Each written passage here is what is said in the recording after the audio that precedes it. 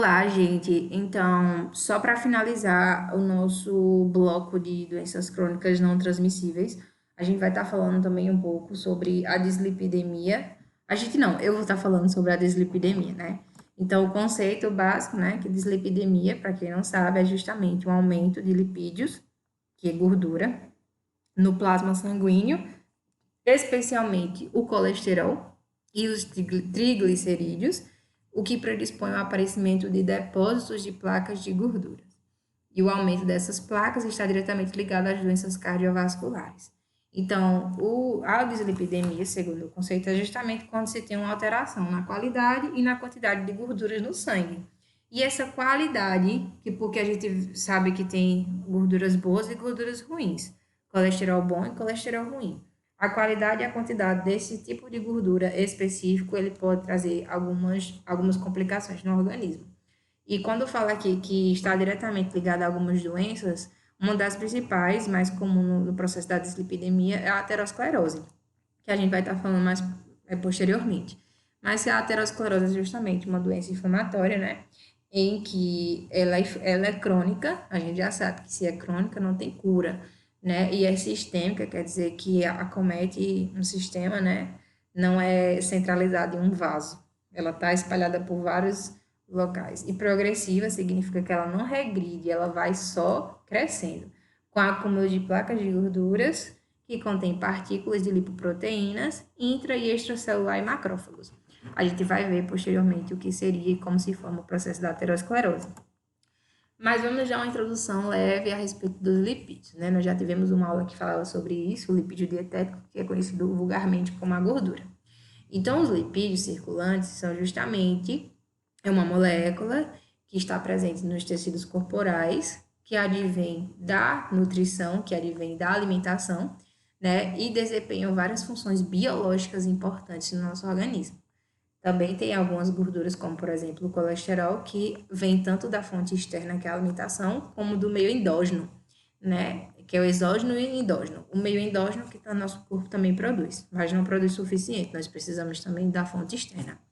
Então, aqui tem algumas observações, algumas funções dos lipídios, né? Eles atuam como hormônios ou precursores hormonais.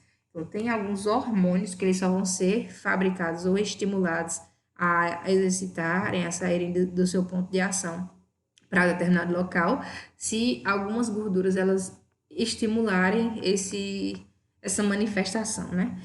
O auxílio também na digestão, ela também ajuda o lipídio, a gordura, ela é uma reserva energética, então muitas vezes a gordura ela vai estar ali depositada, armazenada para evitar choques térmicos, isolante térmico, né?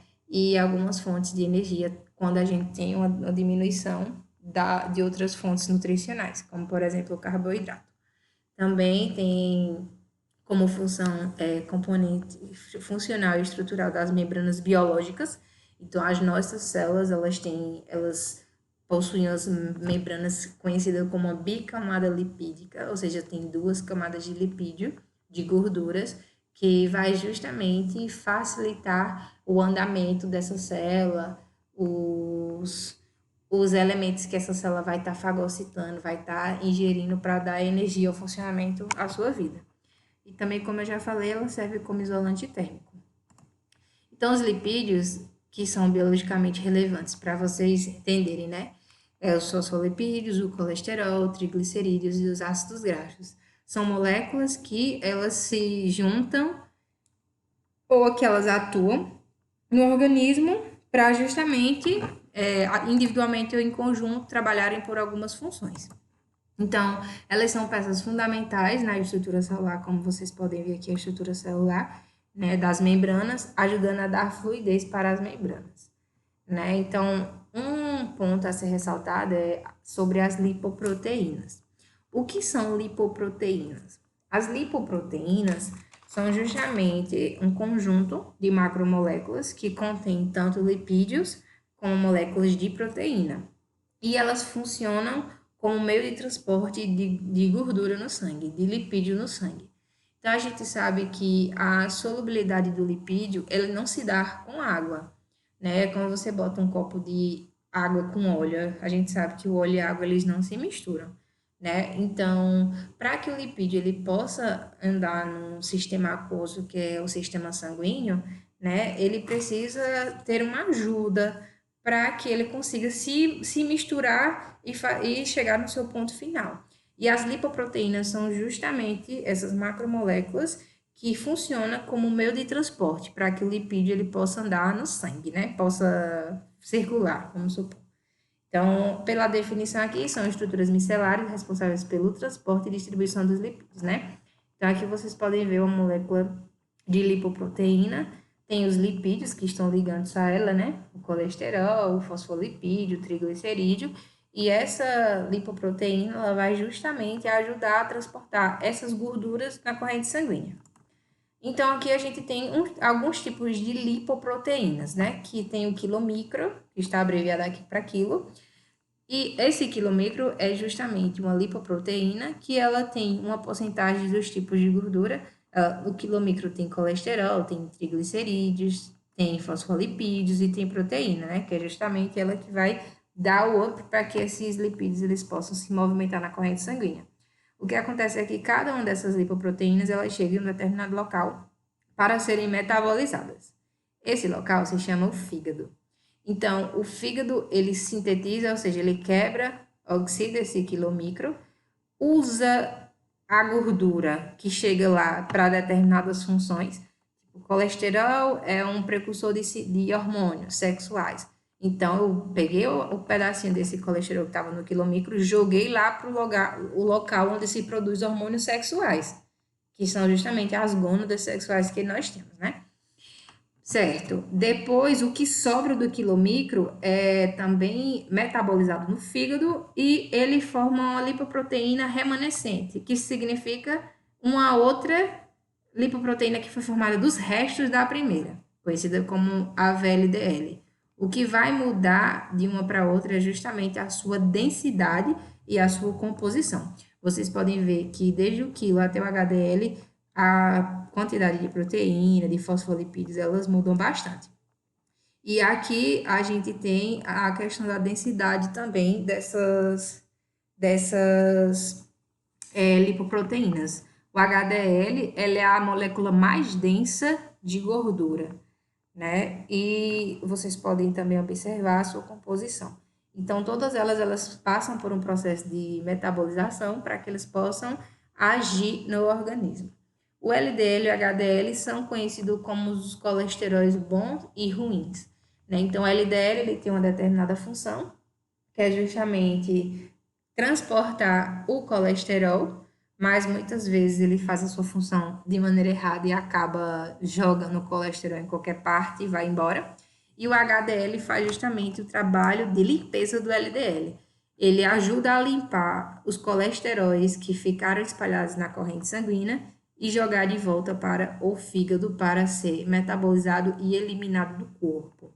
Então, muitas vezes as pessoas elas não têm o hábito de consumir alimentos que possa estar aumentando os seus níveis de HDL, consequentemente não tem uma molécula que possa limpar a sujeira de outra molécula ruim.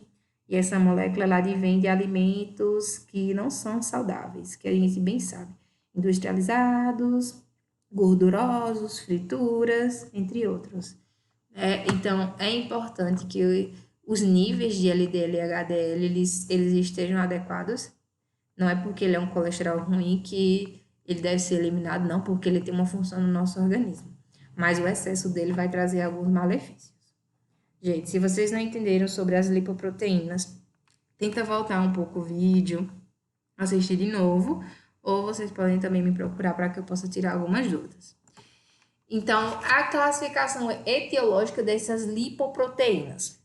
Então, elas podem ser de dois tipos de origem, tanto as primárias como as secundárias. A dislipidemia do tipo primária, ela é conhecida como multifatorial, ou seja, tem vários fatores que influenciam para o desencadeamento desse tipo de dislipidemia, né? Então, leva em consideração as concentrações de colesterol total, que é justamente o CT, os triglicerídeos e o LDL e o HDL circulantes, né? E tem as funções também, essa é a função fenotípica ou bioquímica. E as funções genotípicas são justamente monogênicas e poligênicas, que são genes que se manifestam de uma forma a alterar o perfil lipídico do nosso organismo. Então, está relacionado à genética. Tem algumas pessoas que apresentam falhas na sua genética e, com isso, elas estão mais propensas a desenvolver a dislipidemia. Né? E as dislipidemias do tipo secundárias, que são oriundos justamente de distúrbios metabólicos, de fato tireoidianos, hepáticos, renais e de origem idiopática. A gente já vê essa palavra na aula de diabetes. Idiopática justamente é algo que a gente não tem uma origem certa, né? E também considera a classificação fenotípica ou bioquímica. Então, são classificações distintas, apesar de às vezes a gente pensar que estão relacionadas, mas elas estão ligadas a alguns pontos mais específicos. E como eu também posso classificar a dislipidemia, né, bioquimicamente. Então, faz o exame de sangue, né, pede alguns componentes para virem apontados no exame, e a gente vai dar uma observada justamente em alguns valores, tanto de colesterol, como o total, como o de LDL circulante, né, o HDL circulante e os triglicerídeos. Então, uma pessoa que ela tem hipercolesterolemia isolada é um paciente que vai apresentar somente o LDL circulante maior ou igual a 160 miligramas por dilitro. Uma pessoa que tem hipertrigliceridemia isolada, ela apresenta triglicerídeo aumentado maior do que o padrão. É uma alteração da lipoproteína. A hiperlipidemia mista é quando se tem tanto LDL circulante como o triglicerídeo acima do padrão, e o HDL circulante baixo é quando a gente vê que tipo ele está menor do que o valor que deve ser o recomendado, ou quando o LDL circulante e o triglicerídeo estão maior do que o seu nível. Então, como eu falei, o LDL, apesar dele ser um colesterol ruim, ele não deve ser expulso ou ele não deve existir. Ele precisa existir porque ele faz uma função. Como vocês podem ver aqui nessa imagem, por exemplo, tem o LDL e tem o HDL. Então, o LDL ele faz o estrago dele, né? Faz um serviço mal feito. E o HDL vem para limpar a sujeira do LDL. Então, qual a principal consequência das dislipidemias? A principal consequência, como a gente já viu, é justamente o desenvolvimento de doenças cardiovasculares, a mais comum, a aterosclerose, né? Que é justamente conhecida como uma resposta à injúria endotelial vascular, ou seja, tem uma lesão, um desconforto na parede, na camada vascular. E a aterosclerose ela consiste também em lesões focais na íntima arterial, perdão, caracterizadas pela deposição de colesterol, fibrose e inflamação, como vocês podem ver aqui nessa imagem, certo? E as artérias mais afetadas são justamente a aorta, as artérias coronárias, as cerebrais, né? E a aterosclerose ela está ligada tanto à dislipidemia, mas como algumas outras doenças, como vocês podem ver, hipertensão, o tabaco, alguns lipídios ou proteínas que foram modificadas, a genética, tudo isso pode influenciar para o desencadeamento da aterosclerose. Então, aqui vocês podem ver uma imagem que mostra justamente a formação da aterosclerose. Então, justamente vocês têm aqui no ponto 1 endotélio normal, e aí vem alimentação, enfim, o quilomicro foi metabolizado, aí formou o VLDL, que também foi metabolizado, aí formou o LDL. O LDL vem com a função dele, né?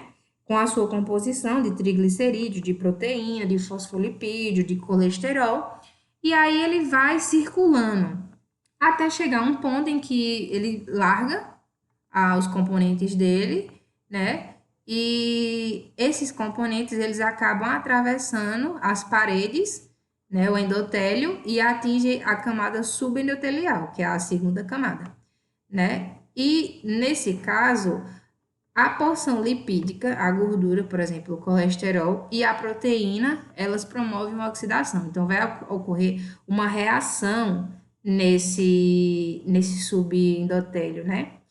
Então, o que acontece? Nesse ponto quadro, como vocês podem ver, tem alguns receptores de limpeza, que é conhecido como as células de defesa, que são os macrófagos, e essas células, elas acabam vendo essa oxidação, vê que é uma coisa diferente, e elas começam a trabalhar para que isso possa ser revertido.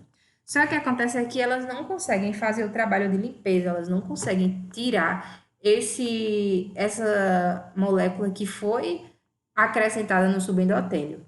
E elas acabam morrendo ali e se transforma em um tipo de célula que é conhecido como célula espumosa, porque fica parecendo praticamente uma espuma naquele lugar, né? E aí, com o endurecimento, o enrijecimento dessas células espumosas e a oxidação dos lipídios e das proteínas, forma-se a placa inicial de gordura, certo? Então, com a formação da placa inicial, algumas estrias, que são conhecidas como estrias gordurosas, que é justamente o acúmulo dessas células espumosas. Elas são acumuladas e essas células espumosas, como vocês podem ver, elas são ricas em linfócitos T e células musculares lisas. Elas são acumuladas e, como eu falei, elas ficam enrijecidas, né? Isso vai contribuir mais ainda para o agravo dessa lesão endotelial, subendotelial. Então, aqui no ponto 5, como vocês podem ver, já está uma lesão intermediária, ou seja, as placas elas foram enrijecidas, outras células de defesa elas vão chegar para fazer o trabalho dos macrófagos, não vão conseguir, vão morrer e vai ser um processo em cadeia, que vai enrijecer mais ainda as placas, as paredes, resultando em uma placa no final fibrosa ou uma placa avançada, onde tem várias camadas de células musculares, que são justamente componentes das células espumosas, e uma matriz densa de tecido conjuntivo, que contém colágeno, fibras elásticas e proteoglicanas, que faz justamente que caracteriza esse enrijecimento, né? Esse padrão. E com isso a calcificação e a morte celular. Tendo a morte celular, tem a morte do endotélio, faz assim com que o sangue ele não passe mais por essa artéria, impedindo o fluxo sanguíneo, tem uma lesão subendotelial e pode se agravar para um acidente vascular cerebral, enfim, entre outras doenças, porque não está chegando mais a circulação sanguínea, não está chegando mais o sangue, que é um componente importante para a irrigação, para a nutrição desse vaso. Consequentemente, essa parte que está aterosclerosada, ela precisa ser revertida. Então, tem alguns procedimentos cirúrgicos que são feitos para justamente limpar. Cateterismo, por exemplo, é um dos processos cirúrgicos que tem que ser feito para justamente reverter esse quadro fibroso que se fez aí na artéria. Aqui vocês podem ver justamente o fluxo da artéria normal, a visibilidade, né? Dá para ver direitinho. E aí, quando se tem uma lesão no endotélio, então começa com algo pequeno, né? E constantemente uma alimentação com várias moléculas de LDL circulando, liberando colesterol, liberando proteínas. Essas proteínas de colesterol e lipídios sendo oxidados, eles vão atrair células macrófagas, que vão justamente se transformar em células espumosas e vai todo aquele processo de lesão endotelial, né? E aí vocês podem ver justamente o depósito de gordura na parede do vaso, até chegar o tempo em que o sangue ele não vai conseguir mais passar, tendo assim uma obstrução e uma morte vascular. E essa morte ela pode ser tanto no coração como no cérebro, enfim, em várias partes do nosso organismo, mas é mais acometida aí, como a gente conhece, o aneurisma cerebral, o acidente vascular, um infarto agudo do miocárdio, então é justamente devido a essas obstruções. Então, quais são os objetivos do cuidado nutricional nas dislipidemias, né? Então, um dos propósitos principais é reduzir a morbimortalidade por meio da redução dos níveis de colesterol total, de LDL e de triglicerídeos, né? Podendo haver também um aumento do HDL, que é justamente o colesterol bom. Reduzir a ingestão de gordura saturada e de colesterol e adequar o balanço calórico respeitando as necessidades nutricionais básicas. Então, justamente, eu tenho que eliminar algumas fontes que são industrializadas, frituras, embutidos, que vai ter uma concentração grande desses tipos de gordura para que isso não aconteça, os níveis possam ser elevados. Eu não posso tirar total, porque por mais que sejam maléficas, elas têm uma função. Eu não posso tirar o colesterol total da minha dieta, da dieta do paciente, porque o colesterol ele é importante. Mas o colesterol em excesso, ele traz malefícios. O colesterol no tempero, no ponto certo, ele talvez não traga tanto. Por isso que fala aqui, um balanço adequado. E o profissional, o nutricionista, ele vai saber como adequar da melhor forma o plano alimentar dessa pessoa. Quais são as fontes que ele vai colocar no plano alimentar para que possa trazer justamente esses benefícios, levando em consideração a necessidade, a condição financeira, os hábitos desse paciente.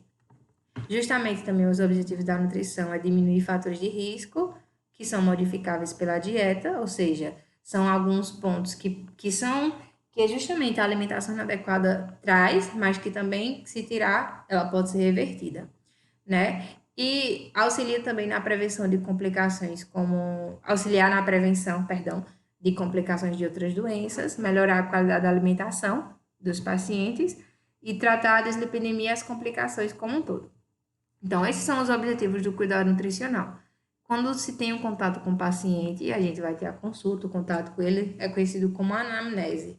E nessa anamnese é importante a gente levar em consideração vários pontos, né? A idade desse paciente, o sexo, porque isso tem, como eu falei, alguns hábitos, eles não são desencadeados uma semana depois que a gente começou a se comportar de tal forma. São consequências mais, vamos supor, longínquas, né? Então, a idade, o sexo, ele deve ser levado em consideração. Geralmente, mulheres têm uma alimentação mais cuidadosa do que os homens, ou às vezes não, né? Mas, enfim, eu devo levar em consideração tudo isso. Os seus hábitos alimentares, como come, onde come, que horas come, por que come, a quantidade que come, né? Quantas vezes come, levar em consideração o estilo de vida dessa pessoa, o tempo que ele foi diagnosticado, se é um ano, há 6 meses, há um mês, semana passada, e estudar o que foi, quais foram algumas coisas que levou ele a desenvolver esse quadro de alteração do seu perfil lipídico. Também prestar atenção nos sinais e sintomas que a gente vai falar um pouco quais são. E o uso de drogas e outras patologias que também pode ter complicado e ter levado ao desenvolvimento da dislipidemia. Então, quando eu falo assim, na anamnese, que eu preciso olhar os sinais e sintomas, tem alguns sinais que são claros, né, pelo exame físico, que dá para a gente ver se de fato o paciente ele está demonstrando ou não um quadro de dislipidemia. Então, a gente, como vocês podem ver aí, nessa imagem, por exemplo, os xantomas planos, que são justamente os xantelasmas, que são essas bolsas de gordura, geralmente centralizadas aqui no olho, né? E os xantomas palmares, que são bolinhas também, que parece tipo um calo. Ou quando a gente queima a pele, fica uma bolinha, né? Uma bolinha. Mas vocês podem tentar espremer e furar, não vai sair nada. Não pense que furar vai sair gordura daqui, não, gente. Isso é justamente uma forma do corpo mostrar que tem uma alteração. E essa alteração lipídica, ela tá evidente, né? Então, se vocês conhecem, se vocês têm esses tipos de xantomas, é justamente uma indicação que alguma coisa em relação aos lipídios está alterado no seu organismo. Também tem os xantomas tuberosos, que eles são localizados em algumas outras regiões, como vocês podem ver aqui nos cotovelos, nos joelhos, nas coxas, nas nádegas. Então, é praticamente como essas imagens aqui, mas são bolinhas de gordura que estão acometidas ou centralizadas e concentradas em outros pontos. E os xantomas tendinosos, que é justamente mais concentrado nos tendões, ou também nos dorsos das mãos e pés, e aqui nessa parte do calcanhar, que é conhecido como tendão de Aquiles, né? Outro tipo de xantoma que ele chega a ser eruptivo pode se dar nas nádegas. Como vocês podem ver, parece ser uma bolinha inflamada, né? De pus. Mas não é. É gordura. Se você espremer, ela não vai sair, ela também não dói. Só que uma coisa positiva é que quando o paciente ele passa por um processo de emagrecimento, isso faz com que essas bolhas, esses xantelomas, os xantomas, perdão, eles possam diminuir ou desaparecer. Então, quando você tem um tratamento do seu perfil lipídico, isso tudo ele pode ser revertido. Quais são algumas principais medidas não farmacológicas para reduzir os níveis séricos de colesterol? Então, a gente, quando fala um pouco sobre o tratamento não farmacológico, é justamente levar em consideração e focar um pouco no estilo de vida dessa pessoa. E como alguns hábitos eles podem ser alterados para que esses níveis de gordura eles possam ser adequados. Então, como eu já tinha dito, reduzir a ingestão de colesterol e de gordura saturada, porque são as fontes alimentares que mais vão contribuir para o aumento desse tipo de gordura no organismo, que vai trazer esses malefícios. Aumentar a atividade física, uma vez que eu trabalho, o meu corpo ele vai circular, ele vai trabalhar de uma forma melhor, né? Uma vez que eu movimentar meu corpo, perdão. Manter o peso dentro do ideal, buscar trabalhar de uma forma para que o paciente ele não complique ainda mais, ele se torne um paciente inflamado, que é o paciente obeso, ou que ele chegue a desenvolver algumas outras patologias. Diminuir também a ingestão de sal, descontinuar o tabagismo, aumentar o consumo de frutas e vegetais. A gente vai ver que tem um nutriente que é muito importante, que contribui para a diminuição dessas gorduras na corrente sanguínea. Aumentar a ingestão de alimentos fontes de antioxidantes, porque os antioxidantes eles são alimentos que vão ajudar a evitar a inflamação. Como a gente viu nessa imagem aqui um processo inflamatório que vai se formando, os alimentos ou as fontes de antioxidantes, eles vão justamente ajudar para que possa conter ou controlar essa inflamação. E a ingestão de ácido fólico também. Então, aqui tem algumas recomendações dietéticas para a redução de um paciente que tem hipercolesterolemia. Significa que ele tem um excesso de colesterol na corrente sanguínea, né? E aí tem aqui, vocês podem dar uma olhada, no que eles podem estar aderindo à sua dieta, no que devem consumir com moderação e no que devem consumir nunca ou em pouca quantidade. Né? Então, não é porque um alimento ele é doce, como vocês podem ver aqui, mel, chocolate, que eles não vão ter gordura, que eles não vão ter sal. Eles têm, certo? Então, tem que levar em consideração que tipo de gordura vai ter no chocolate. É uma gordura saturada? É uma gordura insaturada? É uma gordura monossaturada? Poliinsaturada? A gente já viu isso na primeira aula de lipídios, certo? E o tipo de gordura vai influenciar bastante. Então, se eu estou com excesso de colesterol, eu tenho que evitar alimentos que possam alterar o meu colesterol ainda mais. Então, dê uma lida, dê uma olhada assim direitinho nessa tabela depois. Ou um dos pontos também é a redução do colesterol dietético, ou seja, aquele colesterol que é exógeno, que vem pela alimentação, né? Colesterol está na gordura animal, né? Então, o que deve ser feito é diminuir a ingestão da gordura animal. Não é desaparecer com o colesterol, é diminuir, né? Então, aqui tem algumas recomendações, né? Para diminuir o nível de pelo menos 300 miligramas por dia de colesterol. Então, eliminar alimentos com alto teor de colesterol. Quais são esses alimentos? Gema de ovo, os miúdos em geral, fígado, coração de galinha, sarapatel, entre outros. A manteiga, o bacon, a gordura aparente das carnes. Né? Levar em consideração que quando for preparar uma carne, essa gordura ela deve ser retirada antes da cocção, antes da preparação, antes do forno, porque depois que a gordura ela passa por um processo de aquecimento, ela se funde a carne e depois que você tira, só depois que ela está assada, não influencia muito não, porque a gordura já se fundiu naquele processo de aquecimento. E também deve-se ingerir no máximo 250 gramas de peixe ou aves, né? As carnes bovinas, elas devem ser limitadas. Por que esses peixes e aves? Porque as carnes vermelhas, elas têm uma concentração elevada de colesterol. Então, reduzindo a quantidade numa semana, isso vai ajudar também a reduzir a quantidade de colesterol que eu tenho na minha dieta. Evitar também os queijos muito amarelados, queijo de manteiga, entre outros, produtos industrializados e receitas desconhecidas, porque a quantidade de colesterol ela vai ser maior. Então, para quem precisa reduzir 300 miligramas e para 200 miligramas, algumas metas nutricionais. E outra coisa também para ajudar a reduzir o colesterol dietético é aumentar a taxa de gordura poliinsaturada, que são gorduras que a gente vai encontrar nos tipos de óleos vegetais, como óleo de girassol, óleo de canola, óleo de soja, óleo de oliva, o azeite de oliva que a gente utiliza muito na salada, né? O óleo de coco e o dendê. ter a quantidade certa de utilizar esses tipos de óleos e eles vão ter um tipo de gordura melhor.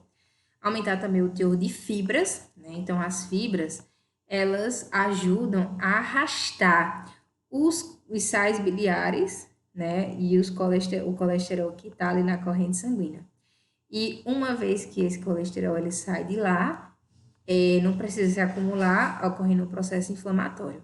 Então, as fibras elas são importantes. A recomendação é justamente para 30 gramas por dia, sendo a contribuição das solúveis um terço, né, desse valor. Então, é importante.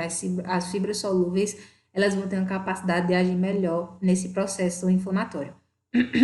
Então, para consumir essa quantidade, deve-se ingerir de 5 ou mais porções de frutas e vegetais por dia, né? Ou 6 ou mais porções de grãos integrais por dia. Então, lembra lá da pirâmide alimentar, que tem a base, tem lá as fontes de carboidratos, vegetais e frutas? Então, essas fontes, quando a gente combina durante todo o dia na nossa alimentação, isso vai também nos trazer um teor de fibra na nossa alimentação e já ajuda muito.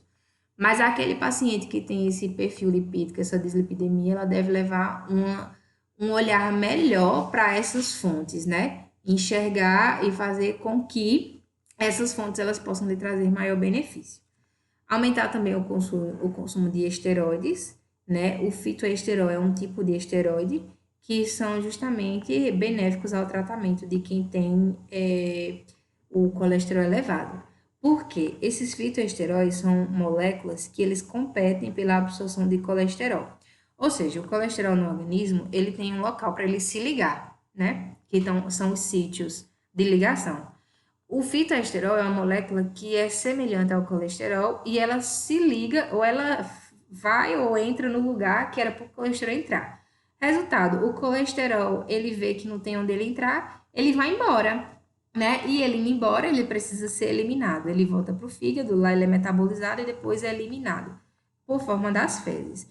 Então, é uma forma, esses fitoesteróis têm uma manteiga, eu acho que é Betel a marca, que ela tem uma composição de fitoesterol. Então, tem a manteiga, tem o iogurte. Procurem depois a marca, acho que é Becel ou Betel, não me lembro bem. Mas que justamente tem a quantidade de fitoesterol, não muito, né? Mas a porção vai ajudar um pouco a reduzir o nível de colesterol. E os antioxidantes, que são justamente moléculas que ajudam no processo inflamatório. Como a aterosclerose ela é um processo inflamatório, a vitamina C, que é um antioxidante, e a vitamina E, elas podem justamente ajudar na prevenção da aterosclerose. Elas não vão curar a aterosclerose, nem vai eliminar a quantidade de colesterol LDL que está lá, mas elas podem ajudar no processo inflamatório. Então, esse é o tratamento, como a gente viu, não medicamentoso. Mas tem alguns casos em que é preciso sim ser medicado, né? E não deve ser tipo um estilo de vida. Eu vou só tomar remédio, e meu perfil lipídico ele vai mudar. Não. É um conjunto, né? Às vezes, se você precisa ser medicado, é um conjunto, tanto do estilo de vida, a alimentação, exercícios físicos e também a medicação. No momento certo, né? Para que possa trabalhar o organismo como um todo. E a terapia medicamentosa ela é iniciada após 4 a 5 meses da terapia não medicamentosa. Então, tem alguns grupos de medicações que são passados, né, para justamente. Eu não entendo muito dessas medicações, a sua farmacologia, né, mas sei que são alguns grupos que trabalham justamente para controlar ou para ocupar o lugar do colesterol, limpar o colesterol da circulação sanguínea, né? Então, aqui, vocês que têm mais contato com medicações vão saber reconhecer talvez algum desses. Então, gente, as considerações finais do nosso caso de dislipidemia é justamente que, tanto diagnóstico, ele deve ser algo que o paciente ele tem que reconhecer. Já aceitou a dislipidemia, ajudar ele a reconhecer que é importante ele ter consciência de que os hábitos dele vai alterar muito a qualidade de vida que ele tem, né? E o tratamento adequado são coisas fundamentais para a prevenção, não só da dislipidemia, mas para outras doenças.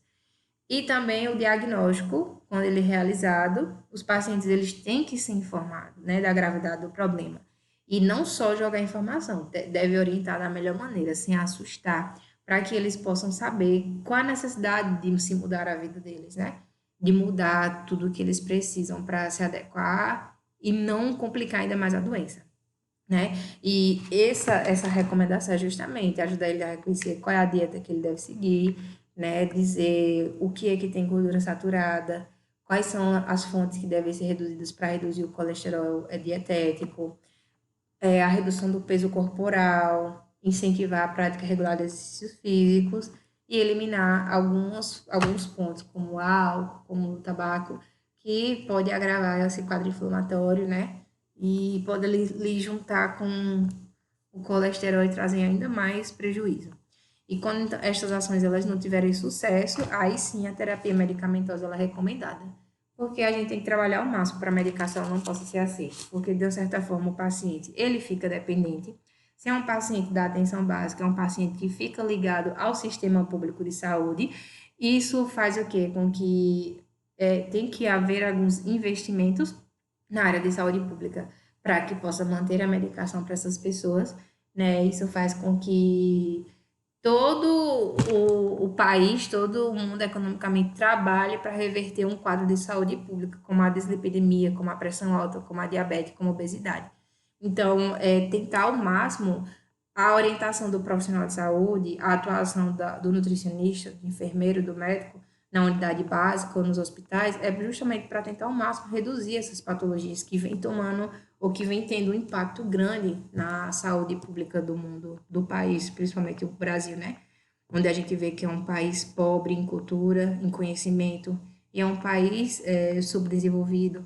Então, a maioria do Brasil é um povo pobre, é um povo sem informação, e é um povo que precisa de coisas simples e é necessário, tipo, a necessidade deles é comer coisas que não são tão saudáveis para que eles possam se manterem.